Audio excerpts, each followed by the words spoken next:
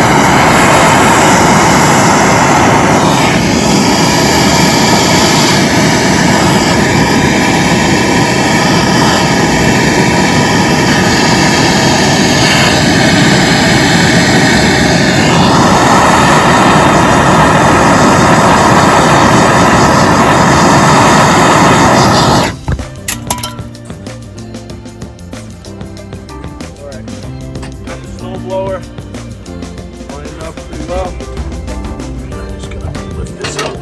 It's got to slide right into this channel here, and then it has a little stopper. Once I get it in all the way, then I'll connect the four little trailing arms. One thing at a time. Let's get this guy in. Just kind of get in front, lift it up. These are the bolts for the bottom two links. One of them came off without a problem. I heated them up and I soaked them with WD-40. These are the spacers that have to go in between the links so they can pivot up and down, so you can tighten the bolts down and still have a pivot. This bolt, however, broke on me. So I'm going to try to clamp the broken bolt in my vise, heat it up, and see if I can at least get the nut off, and then I got to go find a bolt.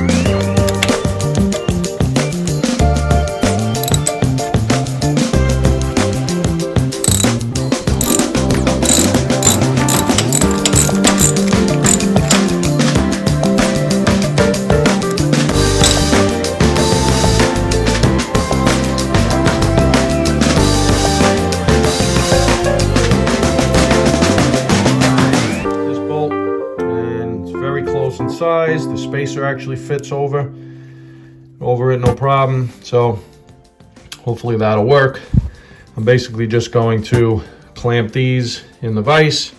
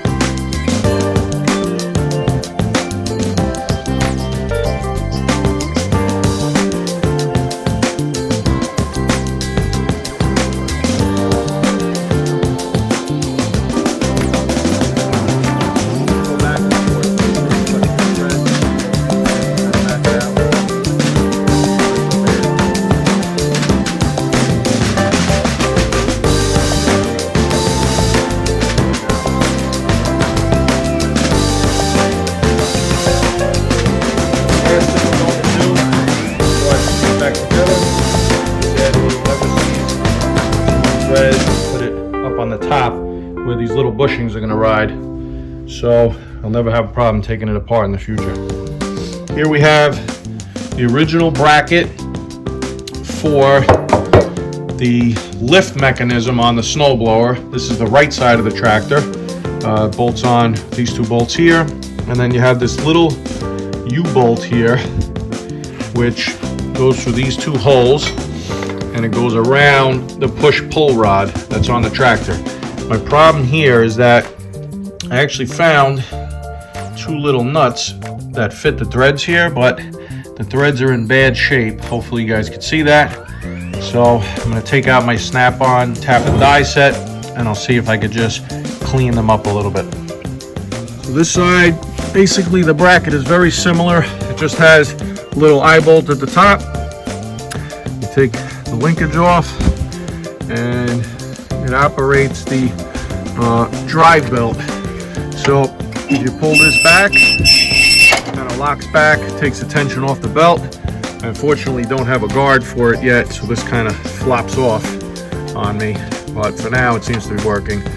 And then when you want to engage the drive, you go forward like that, and it kind of engages. I have to work on the tension a little bit, or possibly just need a new belt. We'll see how it goes. Moving right along, I snapped this bolt, actually pulling it out, but I'm gonna see what I could come up with. This from the factory had a piece of wood here, and the hole was drilled off center. So what you did was you tightened it, and you kind of turned it against the chain, and then retightened it as it would wear out. But the only thing I have right now is this chain roller from one of the kids' dirt bikes, and I have some aluminum and a bolt. I'm basically gonna just make a mini chain roller. The only problem with it is gonna be that I don't have any way to adjust it, to tighten it, but the way it is right now, it pushes a little bit of tension before I slide the bolt through. So I'm hoping it should be good for now, and then in the future I'm thinking I could just slot this. I'll get an end mill, put it on one of my big drills, and just basically slot that towards the chain. So I'll add some adjustment to it. So let me take this over to the lathe. Not that, that's fine. I got to take the piece of aluminum that I lost. Here it is. I'm going to bring this over to the lathe. I'm going to bore it out to fit this bolt, and I'm going to mill it down, I'll cut it down to fit inside the roller. So this is my old 1942 Logan lathe with turret attachment. And this is my workhorse. I basically use this guy every day. Have a bunch of 5C collets here. You basically just have to find the right size. And there it is. Take the collet, put it in the headstock, tighten it down in the back, slam this lever to tighten it, and then we're going to slowly mill it down until it fits the roller.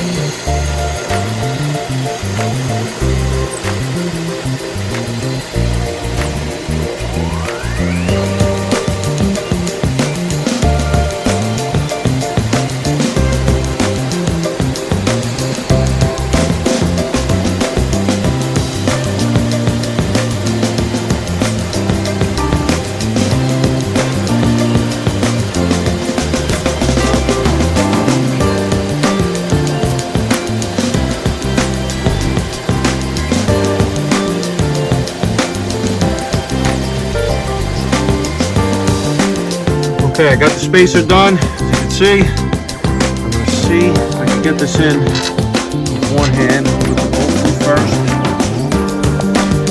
and spacer over it.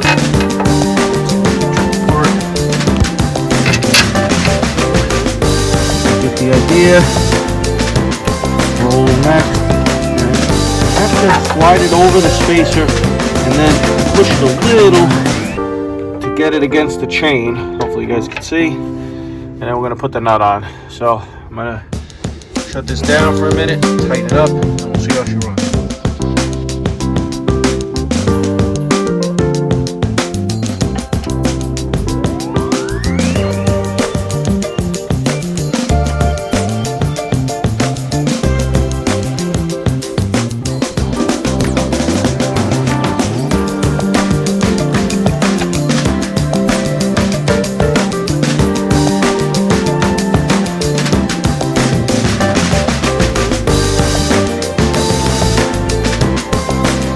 Alright guys, so I'm going to be attaching the turning mechanism for the chute. I have this rod here, and it's going to go in here like this. And it basically just attaches to that little tab that's welded onto my chute in the front. It's kind of curved to clear everything. And then I have the original bracket that we were working on before. It's all ready to go. It's going to bolt on there. And the rod is going to slide through that little U-bolt. In the front here, there seems to be a little roll pin that's pressed in to the end of the shaft. And the way the hole is drilled on the bottom, I thought maybe I could have just put a hitch pin, but the hole would have to be that way. So I have another one that I had a little case of, and I'm gonna basically hammer it in like that and just leave the end sticking out, and it should be able to clear.